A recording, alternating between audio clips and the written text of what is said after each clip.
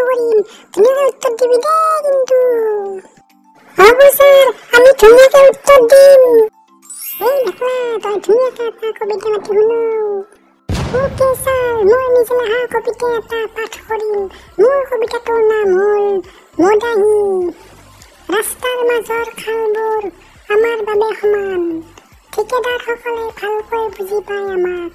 মদৰ নিচাত ৰাস্তাৰ মাজত গা ধুবলৈ পুখুৰী লাগে আমাক চৰকাৰী বিদ্যালয়ৰ দুৱাৰ ভঙা আবেলি গৰু সোমাই আৰু গধূলি মদাহী বেয়া নাপাব দেই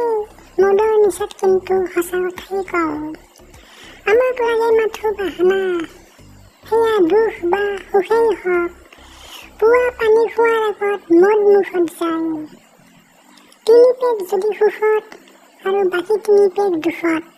মাত্ৰ মুঠ হ'লেই হ'ল আমাৰ মদাহীৰ আছে সপোন আমাৰ মদাহীৰ আছে সপোন নিজা পৃথিৱী আছে নিজা জোনতৰা আছে মাত্ৰ নিচা লাগি থকাৰ সময়তহে বিশ্বাস কৰক মদ এৰিবলৈ বহুত চেষ্টা কৰিছিলোঁ বন্ধুৱে কয় কাণ কাটি দিম তই যদি মদ এৰিব পাৰ মদাহী হ'ব পাৰোঁ কিন্তু নিষ্ঠুৰ নহয় মদাহী হ'ব পাৰোঁ কিন্তু নিষ্ঠুৰ নহয় বন্ধুৰ কাণ বচাবলৈ গৈ মদ খুৱাই দিবলৈ বাদ দিলোঁ আকৌ মদত ধৰিলোঁ ৰাস্তাৰ মাজৰ খালবোৰ আমাৰ বাবে সমান ঠিকেদাৰসকলে ভালকৈ বুজি পায় আমাক মদৰ নিচাত ৰাস্তাৰ মাজত গা ধুবলৈ পুখুৰীটো লাগিবই আমাক